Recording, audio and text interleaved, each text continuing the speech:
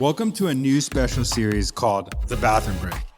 That extra 10 minutes you either have to listen to marketing tips or use the bathroom or both. But I don't recommend both, but that's your choice. This collab is going to be super fun. We have Daniel Murray from the Marketing Millennials and me, Jay Schwedelson from the Do This Not That podcast and subjectline.com. Each episode in the series, we are going to go over quick tips about different marketing topics. And if you want to be in the bathroom, fine, just don't tell us about it. Thanks for checking it out.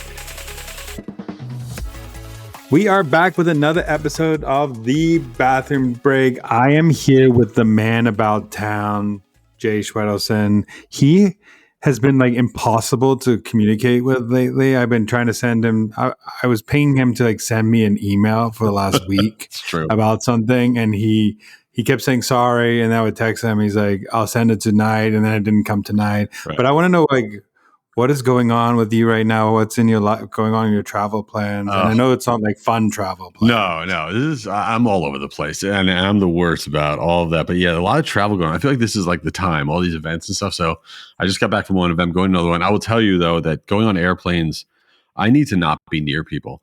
So I'm on an airplane, and this dude, 2 rows in front of me, he's on, everyone's coming on. We're all seated, but there's still a lot of people coming on.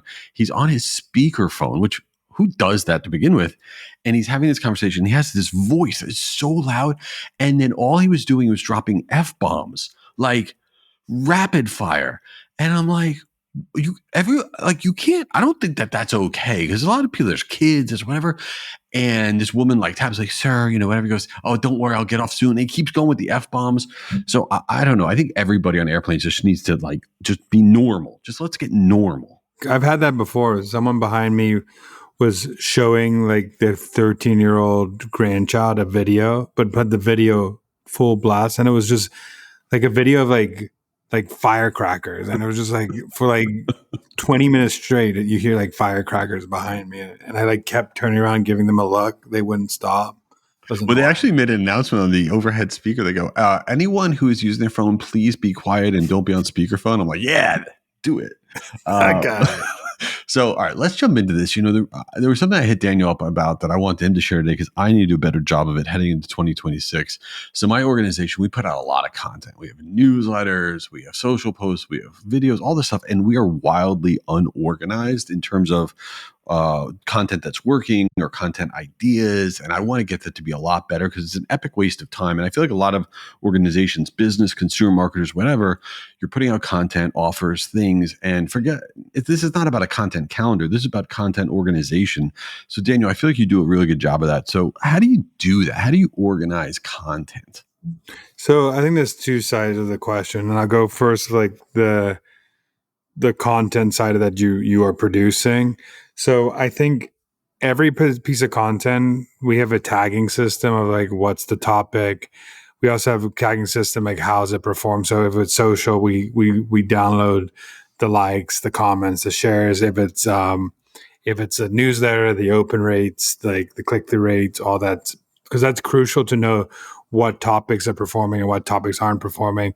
Should we remix this topic? Should we do more of this topic? Should we not? So we have every single time we produce a piece of content, we are tagging the topic, tagging how, putting the metrics in so we know what is working and what is not working. So I think that is really crucial for when you're creating content, because I'm in the believer that you only really need to produce 5 to 10 great pieces and then you can remix them forever.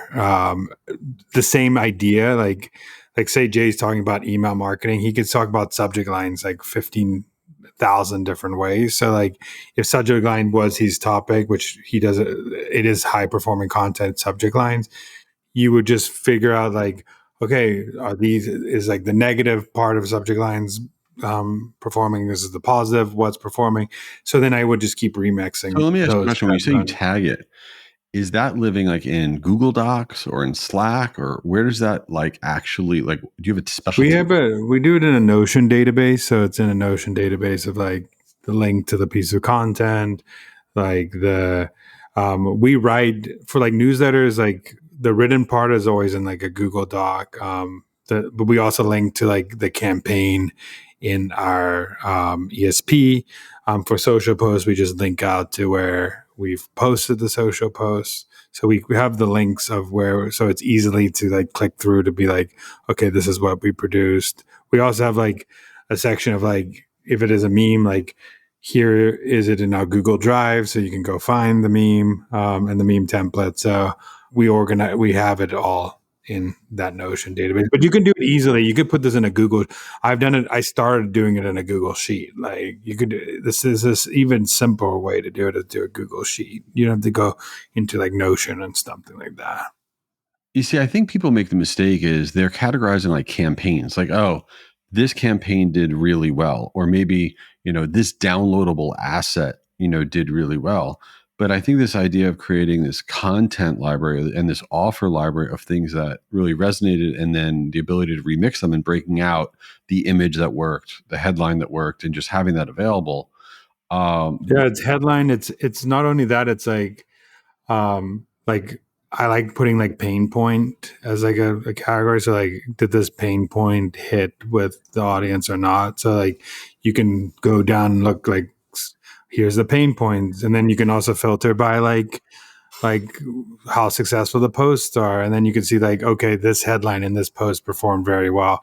We should figure out how to do more of this and more of that. Like same with like podcast downloads too, like taking all your podcast downloads and figure out, okay, this topic, this headline, like that's how I knew to get like more marketing psychology people on my podcast, because I knew they had the most downloads, like people were caring about that topic. So I wanted to get more of those podcast guests on my podcast because people cared about that. Along those lines, an initiative that we just did in our organization. So we're an agency, so we're pitching our services all the time. But whenever we're pitching, it's always like the potential client's different interests depending on their particular stuff.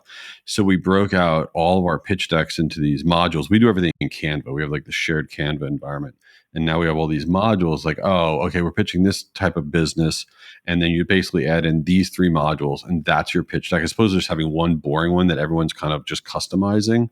So that's been particularly cool. But I have a different question for you now. So you put out some awesome newsletters. I mean, your newsletters are ridiculous because not only are they good and they're funny, whatever, they have so much content in them. I'm like, how does this dude come up with all this? Every time I have to do a newsletter, I want to lose my mind.